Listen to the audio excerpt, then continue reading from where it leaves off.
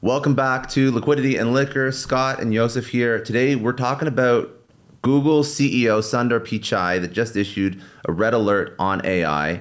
Why did this happen? Because of ChatGPT. So ChatGPT is blowing up. It has over 1 million users since November of 2021. Google sees this as a massive threat because people are using ChatGPT to search versus Google. And search is 81% of Google or their parent company Alphabet's total revenue, which generated search generated $208 billion in 2021. So if ChatGPT takes away search from Google, that's basically the whole company. So Sundar redirected teams to start looking into AI. They plan to unveil more than 20 new AI products. They already have one called Lambda, which is handling open-ended conversation, but it's not clear how well it can compete with ChatGPT right now. This is where we're at. So Sundar Pichai is like, listen, team, we got to figure this out because we're going to lose $208 billion. Yeah, so they definitely have a problem because they ran into a similar problem early on, talking a few years ago, where a lot of the searches, the product searches, were moved to Amazon. Yeah. So if we think about the searches for Google, you have two types of searches. Some that would yield a click on those ads that would generate revenue, where somehow you would find something that you want to buy and eventually it would make sense for you to click on those sponsor ads. And some would never. So if you search for the Lincoln Douglas debate, what are the chances you're going to click on? No one's running ads on that. They're not even going to run ads on this one. But even if they do, what are the probability of you clicking on this one? Versus what is the best smoke detector?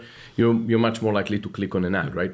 So many of that ended up just drifting into the new search engine for commercial purposes, which is Amazon. And people are comfortable with that, and it took away...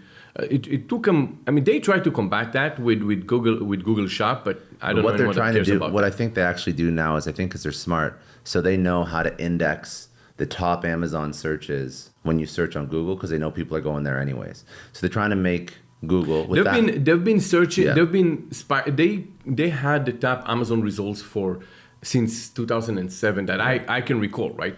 But the thing is, many people, I don't want to say most, just comfortably searching already. It's a new generation that was trained to already search for products on Amazon. And it was a concern for them. It still is, and they keep combating this. Now it came out of nowhere, ChatGPT, and now traditional results, why would I search and then go to another website? Just a friction, right? A multiple clicks friction where I can ask a full coherent question, get the results, and never have to go to any website. I have everything written down. Also on Google, you're much more likely to, if you ever want to cheat on your exam, you're going to be plagiarism and so on. You can sound genuine. You can take all the credit for yourself. It's all yours. You don't have to go to Google. And it goes and it just takes over the new generation. It's like, so they're trying to come up, and I feel like when you ask yourself, is every company forever like back in the day where you saw U.S. Steel, just 200-year-old company? I think that's the biggest. That's right? the biggest lesson, dude. It's like for the longest time, Google was leading the way in everything, and then overnight, like literally overnight, they realized that they were sleeping at the wheel. Yes. And now they're bringing in Sergey and Larry, the two original founders of Google, and I'm sure those guys probably haven't been sitting in product conversations for quite some time now. Now they're bringing them in to sort of get that entrepreneurial energy back in Google to compete. Do you think it's time to short the stock? I don't know, because I was looking at the products they're rolling out, and they're quick and they're half-assed right now. So the AI products that they're rolling out, the conversational AI products, depression. You see the jokes on Twitter of people screenshotting Google conversational AI, and it was ridiculous. It's ridiculous. It's like, what are the months after the first month of the year, January? What's the next month? It's like February, and then Marchuary and Apriluary, and it's like the most wild shit. That I didn't see. That's funny. No? It's like, it's not smart yet. Yeah. It's not smart. Yeah. So they're trying to push products. They're shipping quick. You know, it's interesting because when you ship products, everybody always says ship, ship, ship, and then you fix it. When you're the size of Google, people notice when your product's shit. Yeah.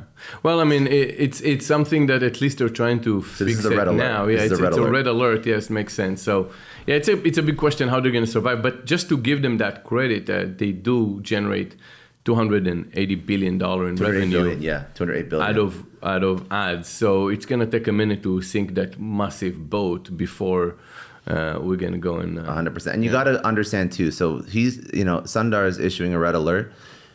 many people use ChatGPT. It's a fast-growing program, but it was 1 million users. I mean, think about, I don't know how many users use Google daily, but ChatGPT has not really been adopted. Have you noticed the friction? No, Yeah. no. It's how long it take them to get to 1 million. That was really, really fast. The friction is insane right now. Once you remove the friction when the next version is going to come, that is going to be pretty much a game over. And I think when you look at Microsoft stepping in and buying ChatGPT for 10 billion, plugging it into Bing, like this is it. Someone is there waiting for the taking. It was already. It's going to be very hard for them to come up from this one. If they come up with a much stronger version, I think it's ChatGPT 4. ChatGPT 4 is out now. It's out already? It's out, but it has massive downtime and it's slower. So it's like you can tell with Microsoft, even this company that they are, they're still scaling issues. You see it because I use it all the time, and there's downtime and it's erroring out and it's slow to produce responses. So it's not like perfect. So Google has opportunity if they execute properly. Can you imagine? You know what? When you start playing with this, yeah, the timing you're going to be there just to fuck around, it's just because it's so fascinating. I know. I asked myself, like, can I write a script I wrote a movie script on ChatGPT.